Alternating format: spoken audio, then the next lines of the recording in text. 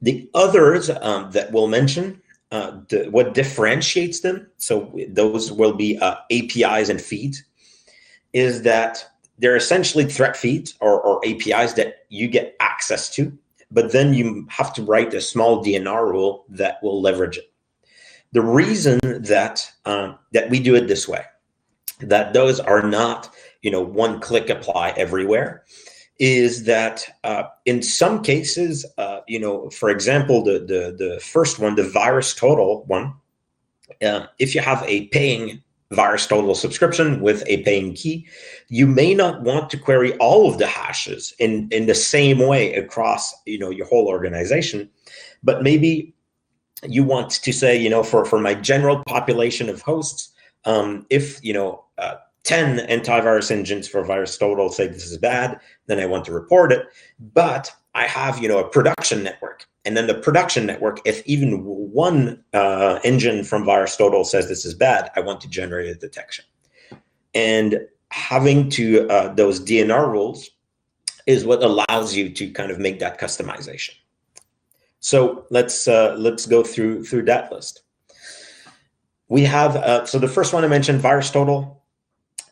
It's free to get an API key. So feel free to just go. You can register, get an API key. It has limits. So there's a certain daily limit as well as a certain limit per minute. You, in the same way as the OTX, you have to go into the integrations and add your API key. Once you do that, you can register to the API VirusTotal, again from the add-on. And that gives you access to specifically say, take this hash and query it against VirusTotal. Now, there's a few things that are worth noting. So because, again, we run wire speed, and this is an external API, and there are sometimes limits on, on your API key. It means that this must be done in a best effort way.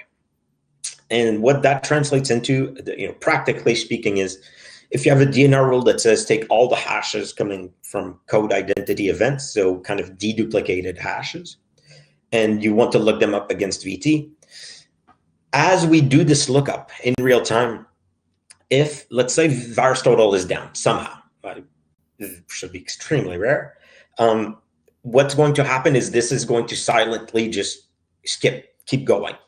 Part of the logic here is that usually, again, it all depends on the specific scenarios, but the code identity event will reoccur because they're deduplicated per host, per reboot, per day, if I recall.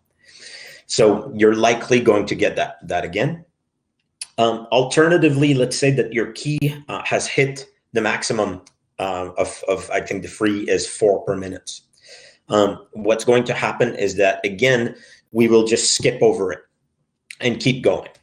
Now, that's not great. And I mean, there's a bunch of different ways that, you can get a bigger key, all of these things.